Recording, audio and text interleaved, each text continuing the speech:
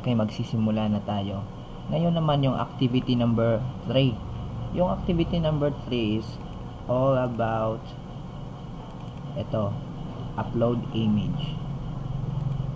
So, yung upload image natin, gumawa na lang tayo ng folder na upload image. Tapos may subfolder na images.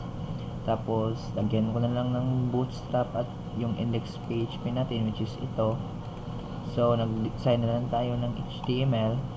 Ito, yung may title na upload image activity 3 with this kind of design.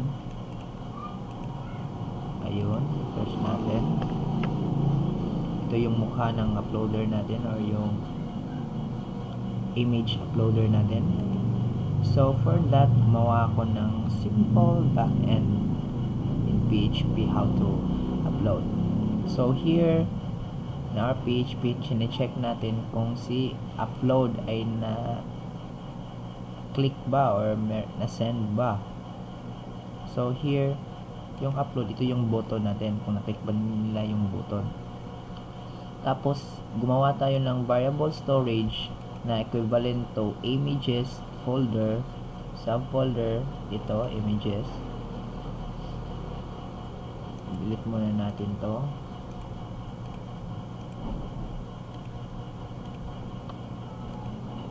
Ayun, tapos yung base name natin is yung image natin, name at saka yung extension. So, for that, gumawa ako ng connection. Alam nyo na yan. Gumawa na naman ako ng variable image which is equivalent to our image file name and extension like cat.jpg, goat.png. That was the file name image means. So, yung gumawa na rin ako ng variable temp kung saan temporary na nasi-save yung data before it goes to our, our storage or our main directory kung saan natin ilalagay yung image. Kasi, bakit kasi pag ang image i-save natin mismo sa database? Oo nga eh. Sa lahat ng kakilala kong pro, wala pa yatang gustong gumawa nun. Meron, pwede siya posible, literally oo, technically oo, pero think about the possibilities, come on. So here, gumawa na naman ako ng variable caption equivalent to our caption or ito, yung image caption natin which is nilalagay natin dito. Tapos, gumawa ako ng query, ni-insert ko sa table picture natin, ito, table picture, image at caption, yung value naman nila is equivalent to variable image, ito yung full file name with extension ng ating image, tapos yung caption is yung caption ito na ito. So, pag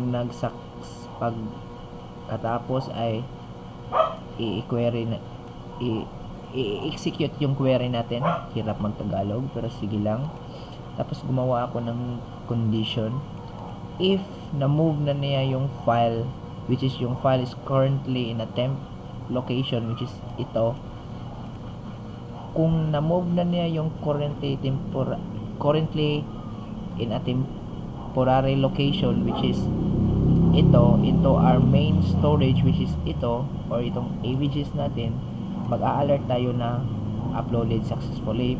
Else, syempre, image failed to upload. So, iti-test natin. Refresh ko muna to. Browse tayo ng image. Ito. Alright. I'm very cute. Upload natin. Tingnan nyo, may nag-a-alert na uploaded successfully. Press natin okay. Tapos, ito na. So, ang ginawa ko, nilagyan ko na lang ng konting design. Like, ito yung picture. Tapos, merong details, which is yung caption na nilagay natin dito kanina. Diba? Para naman mas magandang tingnan. Pero, depende pa rin sa inyo to kung gusto nyo mas pagandahin o mas maganda pa sa akin. Kasi, in terms of design, medyo pangit pa yung design ko.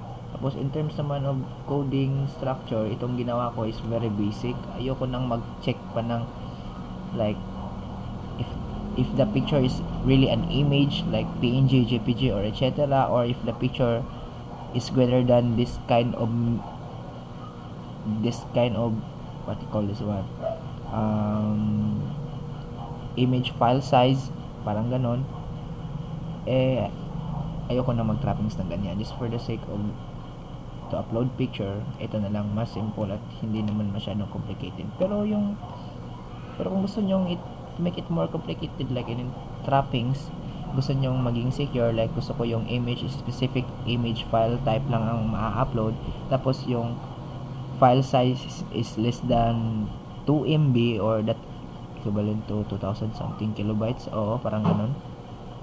Pag lumampas dyan is mag-a-alert kayo or sasabihin nyo na file is too large to upload in my something directory or blah blah blah.